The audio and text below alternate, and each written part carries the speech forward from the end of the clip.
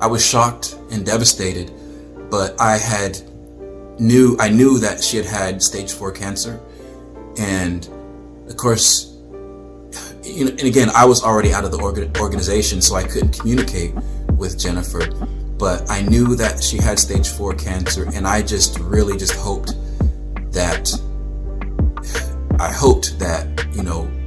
the worst wouldn't happen. My friend that I met at that meetup, his wife had gotten disfellowship because of her addiction to alcohol, and she was cut off from her family.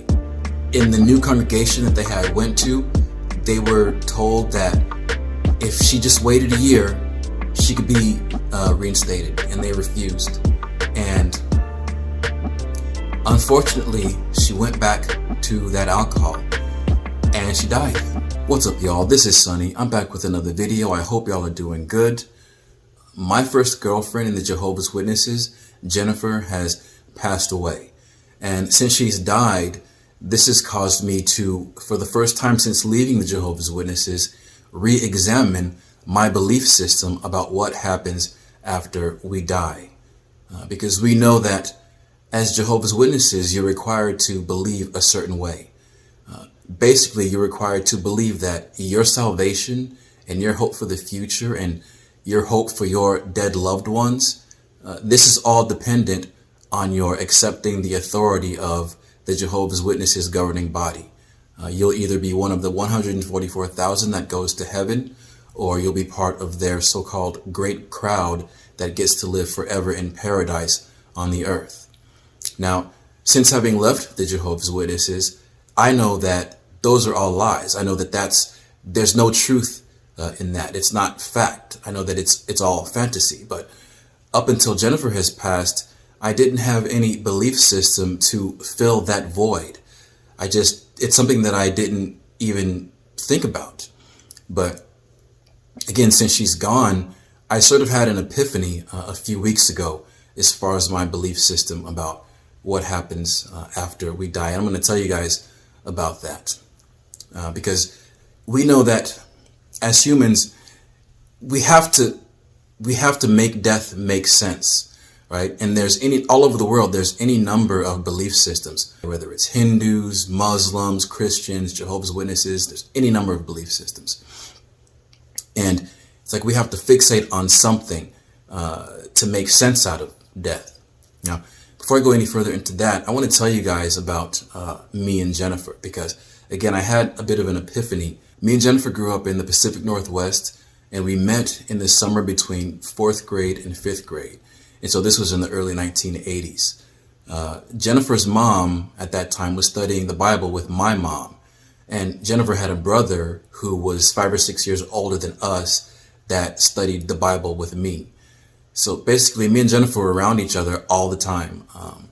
They had a big house in their neighborhood, and I was pretty much over there all the time. And we did things that little kids do. We hung out in her bedroom, took pictures, played Legos, walked down to the elementary school, looked forward to seeing each other at the Kingdom Hall and all of that type of stuff.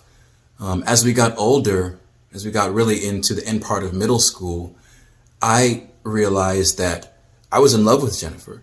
I felt very, very strongly about that girl. And it's interesting because I think that when you're that age, when you're 15, 16, you love with more of your heart than you do when you're older. It's like you love with your whole heart because you're unburdened by adult considerations, right? Like student loan payments, car payments, electricity bills, any of that type of stuff. It's like all there is you and your feelings for this person that you're in love with. I loved just every millisecond of just thinking about Jennifer.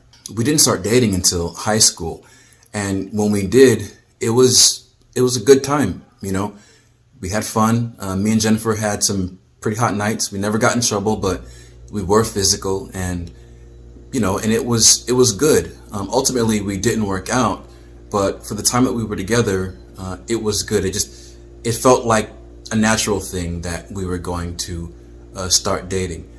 And there were two experiences that I've always remembered that really stuck out for me during me and Jennifer's time together around the time when we started dating. the first thing that happened was that there was a party at Jennifer's house, and they had a really big house in the neighborhood, like I said, and it was just always full of activity. And there was a party there, and I never forgot that party. It's always stuck out for me. This was probably in the early 90s, and so we were doing dance like the Running Man and the Cabbage Patch and all of that type of stuff. And when I think about it, it's kind of like my memories of that party are just kind of golden, never forgotten it. And another experience that me and Jennifer had, Jennifer had been in a lot of car accidents, and she was really scared about being in another accident. And we were in the car and I was driving, and I remember we were coming up to a red light and I was going a little bit too fast, and I had to step on the brakes really sharply I didn't slam on the brakes, but I had to kind of step on the brakes kind of sharply so that we slowed down and didn't hit the car in front of us. And I remember Jennifer got really, really scared. I think I must have said something to reassure her, and we didn't hit the car, but for those couple of seconds, she was really scared. And I've just never forgotten like her expression and just that moment. And so I mentioned those two experiences because I'm going to refer back to them in just a few minutes. And so, like I said, me and Jennifer didn't work out. She ended up meeting a great man, really nice guy. They got married and moved to the East Coast. And before I heard that she had passed away, I hadn't spoken to Jennifer in over 20 years. And it's kind of interesting. I was actually in Europe when I got the word that she had died. Another one of my friends, M, he actually texted me, I believe when I was on the train from London to Amsterdam, and he told me that Jennifer had passed away. And the interesting thing too is that I first met M through Jennifer at Jennifer's house when we were just really little, and M was a few years younger than us, and so like I said, he was kind of like just a little kid when we met, and so it's from M, because we were kind of a clique, we were kind of always together, the three of us. And so I got the word from M that she had passed away. And the thing is, I wasn't surprised because I was shocked and devastated, but I knew that she had stage 4 cancer. And of course, and again, I was already out of the organization, so I couldn't communicate with Jennifer, but I knew that she had stage 4 cancer, and I just really just hoped that, the worst wouldn't happen. But it did, and she passed away. And the kind of the crazy thing was that after Jennifer died, I started to dream about Jennifer, even on days when I hadn't been thinking about her. And it's kind of like those dreams are what really kind of led to this epiphany that I had. What I kind of understood, that I was free to believe whatever I want to believe about what happens after we die. And this first dream that I had, you remember when I told you about the party? Well, in this dream, we were back at the party, and we were in the attic, in the upstairs. And I remember at that house, at Jennifer's house, there was a stairwell that you had to walk down to get from the attic, and the stairwell led down to the kitchen. And in the dream, I was walking towards that little corner to walk down the stairwell, and Jennifer was standing right there. And I remember she was just smiling at me, kind of like in the shadows, but I could see her smile, and she didn't say anything. And it just felt so good to see her again. And it was kind of crazy to me because like I knew that, she was gone, but I hadn't even been thinking about her that day. And I think that just really indicates how, the way that I put it is it's like she got my DNA, because we met in our formative years. And even though we didn't work out, and I hadn't seen her in over 20 years, all of a sudden I kind of flashed back to that party in this dream that I had, and it was a good dream. It felt so good to see Jennifer, again.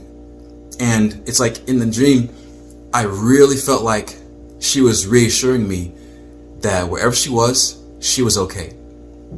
She was okay, and she was okay with me, and it just felt good. I'm not saying that I believe that, Jennifer was trying to talk to me. I'm not saying that, I'm just saying that, like, it's okay for me to believe whatever I want to believe about where Jennifer might be right now. And before I go any further, I want to tell you guys that I don't have good dreams. I have nightmares. I'll tell you guys this. I haven't shared this too much on my channel, but I have kind of, like you'd say, debilitating anxiety and just really, really bad depression. And a lot of times I have night terrors, right? And in the middle of the night, your guard is down, right? And so these night terrors pop up, and they're just absolutely kind of devastating, right? And so I say all of that to say that I do not have good dreams. I told you guys about the experience of us being in the car where I had to step on the brakes really sharply. In this dream that I had, we were in the car again, and this time we were in the back seat, and I spoke to her. You remember when I told you about how strongly I felt about Jennifer, about how in love I was with her when we were kids, like that?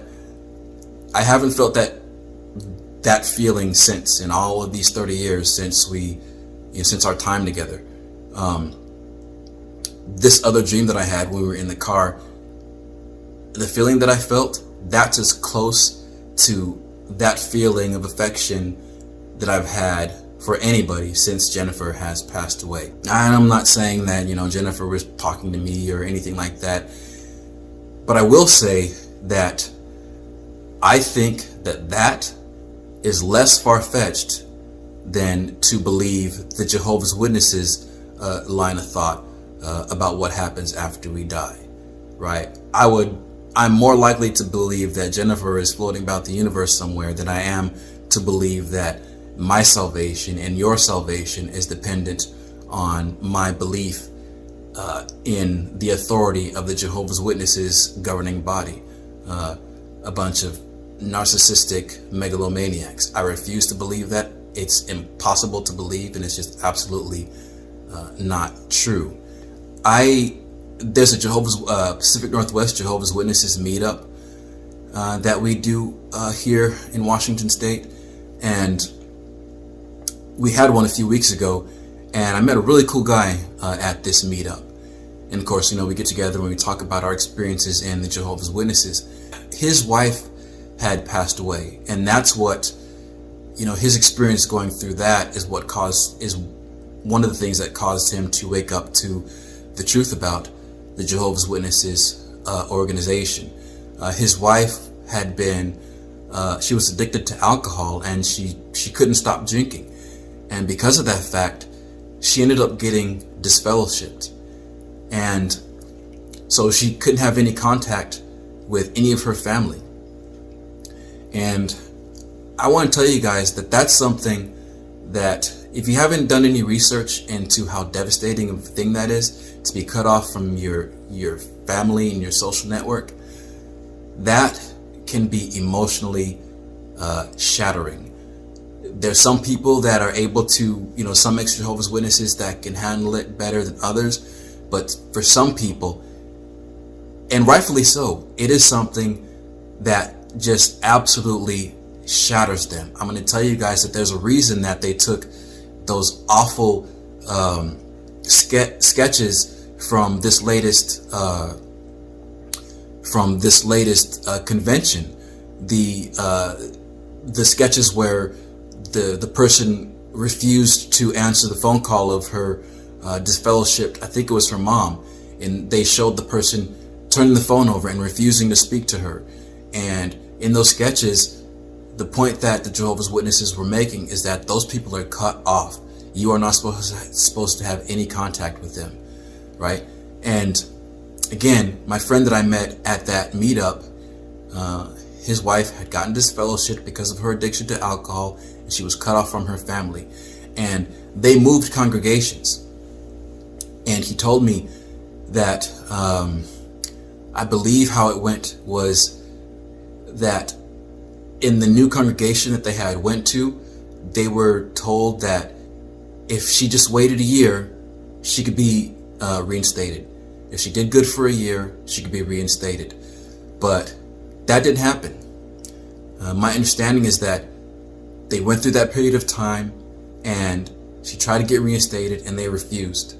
And unfortunately, she went back to that alcohol and she died. She died from her addiction to alcohol. And my friend at the meetup, he said that he found her, right? Because she couldn't, I'm sorry, she couldn't handle it. And that caused him to wake up to the truth about the Jehovah's Witnesses organization. And I'm glad that he doesn't have to believe the Jehovah's Witnesses line, the Jehovah's Witnesses rhetoric about what happens after we die. He doesn't have to believe that. He doesn't have to believe that his wife's salvation is dependent on the whims of and the authority of the Jehovah's Witnesses governing body. He's free to believe whatever he wants to believe about where his wife might be right now. Death it's not only the devastation and the crushing sadness and the crushing loneliness and the missing the person. There can be some light. There can be some light, some hope that your loved one who has passed away, maybe they're floating around the universe doing whatever it is that they're doing, and maybe we'll have an opportunity to see them again. I'm a person that believes that a person's belief system about what happens after they die has value if it causes them to do good while they're here alive on this earth right now, whatever that belief system might be. If your belief system tears down, and that's another thing about the Jehovah's Witnesses belief system. It becomes sinister when it's used as a tool. And the Jehovah's Witnesses, they use that belief system about what happens after we die as a tool to keep people in the organization.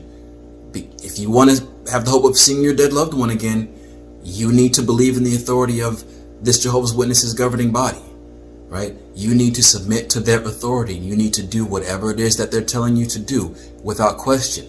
You need to support this organization in every way that you can, financially. You need to support the organization, right?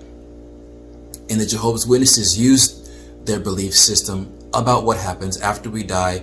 I believe that they absolutely use that as a tool to keep people in the organization.